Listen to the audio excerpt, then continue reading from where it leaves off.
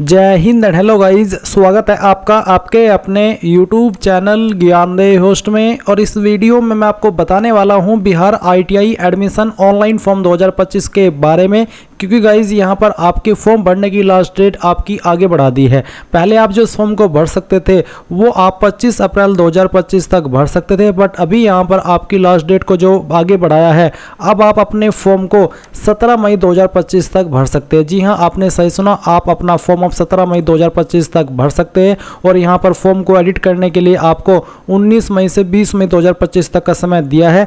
और जो आपका एडमिट कार्ड आएगा वो आपका 5 जून 2025 को आएगा। इसके अलावा जो आपका प्रपोज्ड डेट ऑफ एग्जाम है वो आपका 15 जून 2025 है। तो आपने जान लिया कि आपकी लास्ट डेट 17 मई 2025 है। अब चलिए बात करते हैं कि कैसे आपको इसमें अप्लाई करना है। पूरी जानकारी आपको इस वीडियो के अंदर दी जाएगी। अगर आपने अभी तक वीडियो को लाइक शेयर नहीं किया, कर दीजिएगा और चैनल को सब्सक्राइब करके बेल आइकन ऑन कर लेना। फिर जो लिंक मैंने आपको वीडियो को डिस्क्रिप्शन में दिया है, आप ओपन करेंगे, यहाँ पर आपको इसके बारे में संपूर्ण जानकारी जानने को मिलेगी, जैसे कि आपकी एप्लीकेशन फीस और इसमें 10वीं पास या फिर जो 10वीं के अंदर है वो कैंडिडेट अप्लाई कर सकते हैं। तो सभी जानकारी जानने के बाद में आप इंपॉर्टेंट लिंक के सेक्शन में आएंगे और अप्लाइंग ऑनलाइन लिंक ओपन करेंगे।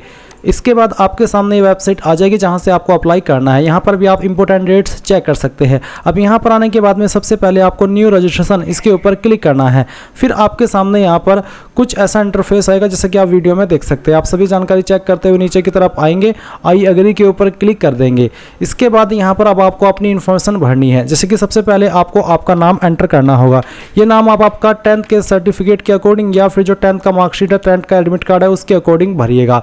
इसके बाद आपको इस नाम को दोबारा डाल करके, यानी कि जो भी आपका नाम है यहाँ पर दोबारा डाल करके वेरीफाई करना है। फिर आप यहाँ पर आपके पिता का नाम एंटर करेंगे। इसके बाद गाइज आप यहाँ पर देखेंगे माता का नाम, तो आपको आपकी माता जी का नाम एंटर करना है। फिर आप यहाँ पर जो आपका डेट ऑफ बर्थ है वो सिलेक्ट कर लेंगे, पहले डे, फिर आपका जो मंथ है वो, और उसके बाद में जो भी आपका ईयर है वो आप सिलेक्ट कर लीजिएगा। फिर डेट ऑफ बर्थ को भी आपको दोबारा सिलेक्ट करके यहाँ पर वेरीफाई करना होगा। तो इस प्रकार से आप इसको सिलेक्ट कर लीजिएगा। फिर आप आपका जेंडर सेलेक्ट करेंगे। इसके बाद में जेंडर को दोबारा सेलेक्ट करके वेरीफाई करेंगे। आइडेंटिटी टाइप में आप यहाँ पर देखेंगे class 10th roll number as printed on admit card, यानी कि आपको यहाँ पर क्लास 10th का जो रोल नंबर है वो देना है, क्योंकि 10वीं पास पर कोई और आईडी यहाँ पर इन्होंने ऑप्शन में नहीं रखी। इसके जैसे कि आपने आइडेंटिटी टाइप सेलेक्ट कर लिया, तो फिर आपका जो 10th का रोल नंबर है जो आपका एडमिट कार्ड के ऊपर प्रिंट है वो आप यहाँ पर डाल दीजिएगा। इसके बाद आप आपका मोबाइल नंबर डालेंगे, अपनी ईमेल एड्रेस यहाँ पर डाल देंगे, एक पासवर्ड आप बनाएंगे। पासवर्ड आपका कैसा हो उसका एग्जाम्पल आप यहाँ पर देख लीजिए।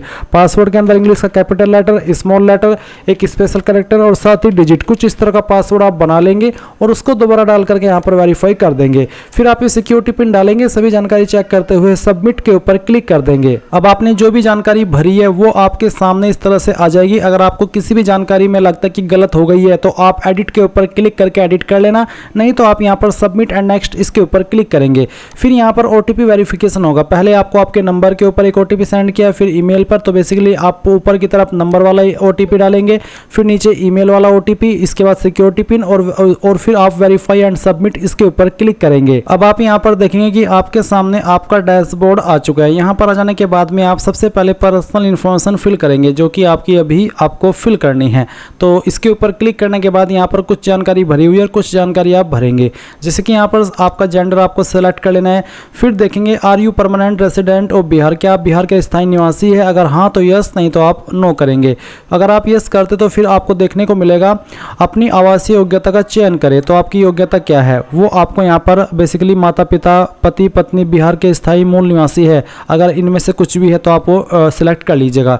फिर आपकी कास्ट कैटेगरी क्या है वो आपको यहाँ पर सिलेक्ट कर लेनी है। Unreserved, SC ST OBC EBC WS जो भी है वो आप सिलेक्ट कर लीजिएगा। मान लीजिए आपकी कैटेगरी ST है तो फिर आपको यहाँ पर दोबारा से कैटेगरी को सिलेक्ट करके वेरीफाई करना है। और अगर आप जनरल है तो आप जनरल भी सिलेक्ट कर सकते हैं। तो जो भी है आपकी कैटेगरी वो आपको सिलेक्ट कर लेनी है। फिर सवाल पूछा कि यदि आप एक D अभ्यर्थी है तो क्या आप विकलांग कोटा सीट के लिए दावा करते हैं? यानी कि अगर आप विकलांग है तो आप यहाँ पर यस करेंगे। बेसिकली D अगर अभ्यर्थी है तो यस, नहीं तो आपको नो करना होगा। D यानी कि डिसेबल्ड कोटा। तो जो भी है आपका स्टेटस वो आप यहाँ पर यस नो के अकॉर्डिंग आंसर कर दीजिए। अदर इन्फॉर्मेशन में पूछा क्या आप सर्विस मेंस कोटा यानी कि SM के लिए दावा करते हैं? अगर हाँ तो यस, नहीं तो आप नो करेंगे। फिर यहाँ पर है ITI district choice selection details, तो उस जिले का चयन करें जिसके लिए आवासीय प्रमाण पत्र प्राप्त किया गया गया है, यानी कि जिस डिस्ट्रिक्ट का आपके पास निवास प्रमाण पत्र है वो डिस्ट्रिक्ट आपको सिलेक्ट कर लेनी है। फिर मैट्रिक समकक्ष परीक्षा में उत्तीर्ण उपस्थित होने वाले संस्थान के जिले का चयन करें, यानी कि जो आपकी मैट्रिक है या फिर उसके बराबर की योग्यता है वो आपने कौन सी जिले से पास की है या फिर आप 10वीं किस जिले से कर रहे हैं वो आपको बताना होगा। फिर उस जिले का चयन करें जहां आपके पिता या फिर माता कार्यरत है और जिसके लिए नियोक्ता का प्रमाण पत्र प्राप्त किया गया है। तो बेसिकली आपको उस जिले का बताना है जहां पर आपके माता पिता काम करते हैं, अगर जिसमें भी करते हैं वही आप सेलेक्ट कर लीजिएगा। उस जिले का चयन करें जिसमें आपकी पसंद की ITI स्थित है, यानी कि आप कौन से जिले को प्रेफरेंस देना चाहते हैं ITI के लिए वो आप सिलेक्ट कर ले। फिर है आपका मार्क ऑफ आइडेंटिफिकेशन, आपकी बॉडी के ऊपर वो निशान जिससे आपकी बॉडी की पहचान होती है, ये निशान आपकी बॉडी के ऊपर कहीं पर भी हो सकता है। तो जो भी आपकी बॉडी के ऊपर निशान है वो आप यहाँ पर लिख दीजिए और फिर आप यहाँ पर सेव एंड कंटिन्यू के ऊपर क्लिक कीजिए। इसके बाद यहाँ से यस कर दीजिए। यस करने के बाद ये जानकारी आपकी सेव हो जाएगी। अब आपके सामने यहाँ पर कॉन्टैक्ट डिटेल आती है जहाँ पर आपको एड्रेस की इन्फॉर्मेशन भरनी है। तो कॉरेस्पॉन्डेंस एड्रेस का मतलब होता है प्रेजेंट एड्रेस। जो भी आपका प्रेजेंट एड्रेस है वो आप यहाँ पर प्रीमिसेस नंबर यानी कि घर का नाम या फिर जो विलेज का नाम है वो आप भरिएगा, सब लोकेलिटी और फिर आपकी कंट्री सेलेक्ट कर लेंगे। उसके बाद में आपकी जो स्टेट है वो आपको यहाँ पर सेलेक्ट कर लेनी है। फिर आपकी डिस्ट्रिक्ट कौन सी है वो आपको यहाँ पर सेलेक्ट कर लेनी है। उसके बाद आपको पिन कोड डाल देना है अपना। फिर अगर कोई अन्य फ़ोन नंबर आप देना चाहते तो अल्टरनेट मोबाइल नंबर के अंदर देंगे, ईमेल आईडी देना चाहते तो अल्टरनेट ईमेल आईडी के अंदर दे देंगे। फिर परमानेंट एड्रेस, अब अगर आपका प्रेजेंट और परमानेंट एड्रेस सेम है तो आप इस बॉक्स के ऊपर टिक कर दीजिएगा और फिर यहाँ पर आपको नीचे सेव एंड कंटिन्यू कर देना है। अब आपके सामने यहाँ पर 10th की इन्फॉर्मेशन आ चुकी है, तो आपको यहाँ पर पासिंग स्टेटस में बताना है कि आपने पास कर लिया या फिर आप कर रहे हैं। अगर पास कर चुके तो पास, और अगर आप कर रहे हैं तो एपियरिंग सेलेक्ट करेंगे। फिर आपको यहाँ पर पासिंग ईयर में 2025 ही देखने को मिलेगा। अगर आपने स्टेटस पास सेलेक्ट किया है तो आप यहाँ पर बताइए कि किस साल के अंदर आपने पास की है, फिर आपने किस बोर्ड के द्वारा पास की है, सेंट्रल बोर्ड ऑफ यानी कि CBSE, Bihar school examination board या फिर अदर रिकॉग्नाइज्ड बोर्ड। तो जहाँ से भी किया है वो आप सिलेक्ट कर लीजिएगा। फिर आपको इंस्टीट्यूट नेम एंड एड्रेस यानी कि आपको आपके स्कूल कॉलेज का जो नाम है वो यहाँ पर एंटर करना होगा और एड्रेस सहित आपको यहाँ पर इसको लिखना है जो भी आपका है। जैसे कि पहले स्कूल का नाम लिख दीजिए, फिर जो उसका एड्रेस है वो कंप्लीट यहाँ पर भर दीजिए। रिजल्ट मोड क्या था, परसेंटेज या CGPA, वो आप सिलेक्ट कर लेंगे। अगर परसेंटेज तो फिर आप यहाँ पर बताइए आपके टोटल मार्क्स कितने थे और उसमें से आपको कितने नंबर आए थे। परसेंटेज आपकी कैलकुलेट कर ली जाएगी। अब आप सेव एंड कंटिन्यू इसके ऊपर क्लिक करेंगे और यहाँ से यस कर देंगे। फिर देखेंगे क्वालिफिकेशन आपकी सेव हो चुकी है। अब गाइज आपके सामने यहाँ पर फोटो एंड सिग्नेचर का ऑप्शन आ चुका है। आप यहाँ पर फोटो साइन अपलोड करने से पहले जान लीजिए कि आपको क्या क्या चीज़ ध्यान में रखनी है। तो गाइज जो आप यहाँ पर फोटो अपलोड करेंगे इसका साइज 10 से 300 KB के बीच में फॉर्मेट JPG में होना चाहिए। साथ ही साथ जो इस फाइल का नाम आप देंगे वो फाइल का नाम आपको देना है आपके नाम के शुरू के जो 2 वर्ड है, 2 कैरेक्टर है। जैसे कि मेरा नाम है अमजद तो मैं यहाँ पर AM वो लिखूंगा और बाद में आपको अंडरस्कोर लगाना है फाइल नेम में और फोटो लिखना है। ये आपको आपके फोटो का जो नाम है वो देना है। उसके बाद में जो आपका सिग्नेचर है उसमें आपको आपके नाम के जो शुरू के 2 वर्ड है, जैसे कि मैंने आपको बताया मैं अपना नाम लिखूंगा AM और उसके बाद में अंडरस्कोर और फिर ENG सिग्नेचर, इस तरह से जो कि यहाँ पर आपको दिया है। ये आपको इंग्लिश सिग्नेचर का नाम देना है और हिंदी सिग्नेचर का नाम आपको देना है ये वाला। आपको AM लिखना है या फिर अंडरस्कोर उसके बाद में हिंदी सिग्नेचर। तो अगर आप यहाँ पर दिए गए इंस्ट्रक्शंस के अकॉर्डिंग फाइल नाम बनाएंगे तो ही आप आपका फोटो अपलोड कर पाएंगे। मैं फॉर्म डेमो के लिए भरा हूँ तो यहाँ पर मैं एक रैंडम फाइल आपको दिखाता हूँ अपलोड करके। तो चलिए मैं यहाँ पर जो फोटो मुझे बोला अपलोड करने को सिलेक्ट करता हूँ और मैंने फाइल सेलेक्ट की। उसके बाद में प्रीव्यू एंड अपलोड के ऊपर मैंने क्लिक किया। अब यहाँ पर आप देखेंगे कि प्रोसेसिंग हो रही है। गाइज अगर आप यहाँ पर आपका फोटो दिए गए इंस्ट्रक्शंस के अकॉर्डिंग बनाएंगे और उसका जो हाइट और जो वाइड है वो दिए गए इंस्ट्रक्शंस के अकॉर्डिंग रखेंगे तो आपके सामने इस तरह से प्रीव्यू आएगा। आप यहाँ पर इसको सेव कर दीजिएगा। सेव करने के बाद आप देखेंगे कि आपका फोटो अपलोड हो चुका है। आप क्लिक टू व्यू के ऊपर क्लिक करके इसको व्यू भी कर सकते हैं एंड यहाँ पर आप इसको दोबारा से अपलोड करना चाहे तो आप वो भी कर सकते हैं।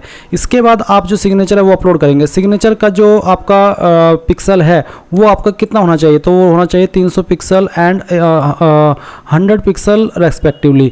तो यानी कि 300 पिक्सल उसकी जो हाइट है वो होनी चाहिए और जो उसकी वाइड है वो आपकी 100 पिक्सल होनी चाहिए। तो दिए गए इंस्ट्रक्शंस के अकॉर्डिंग आप इसको बनाएंगे और फिर यहाँ पर फाइल को सिलेक्ट करेंगे। तो यहाँ पर मैंने फाइल को सिलेक्ट कर लिया और फाइल इस तरह से आ चुकी है। अब मैं प्रीव्यू एंड अपलोड के ऊपर क्लिक करता हूँ तो देख लीजिए इस तरह से आएगा। फिर आप इसको सेव कर दीजिएगा। पहले इंग्लिश वाला सिग्नेचर अपलोड करना है फिर हिंदी वाला। हिंदी में बेसिकली आपको नाम ही लिखना होता है। मैं इस फॉर्म को जैसे कि मैंने कहा कि डेमो के लिए भरा हूँ तो यहाँ पर मैं दोबारा से सेम सेम फाइल सेलेक्ट करता हूँ, पर इसकी जो फाइल नेम है वो आपका मैंने बदल दिया है। अब मैं यहाँ पर प्रीव्यू एंड अपलोड के ऊपर क्लिक करता हूँ, इस तरह से फाइल आएगी, आप इसको सेव कर दीजिएगा। तो यहाँ पर तीनों चीज़ें आपकी अपलोड जैसे ही हो जाएगी तो आपके सामने आपके फॉर्म का प्रीव्यू आ चुका है, यानी कि जो भी जानकारी आपने शुरू से लेकर अभी तक भरी है वो सभी आपके सामने है। आप सभी जानकारी चेक कर ले, जब आपको लगे कि सभी जानकारी सही है तो आप यहाँ पर इसके ऊपर टिक करेंगे and final submit and proceed to payment, इसके ऊपर क्लिक करके यहाँ से आप यस कर देंगे।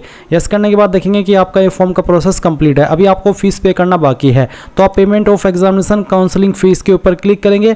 अब आपको यहाँ पर ऑनलाइन पेमेंट सेलेक्ट करना है, पे फीस के ऊपर क्लिक करना है और आपको यहाँ पर बिल डेस्क ये सेलेक्ट कर लेना है, प्रोसीड टू फॉर पेमेंट के ऊपर क्लिक करना है। नाउ आपके सामने पेमेंट के ऑप्शन आ चुके हैं, तो आप अपनी fees credit card, debit card, net banking, UPI, wallets, QR, यानी कि जिस माध्यम से फीस को जमा करना चाहे वो कर सकते हैं। जैसे ही आप यहाँ पर आपकी फीस जमा कर देंगे तो आप अपने फॉर्म का फाइनल प्रिंट आउट ले पाएंगे और इस तरह से आप लोग बिहार ITI ऑनलाइन फॉर्म 2025 को भरेंगे। आई होप ये प्रोसेस आपको पसंद आया होगा। So thanks for watching. जय हिंद।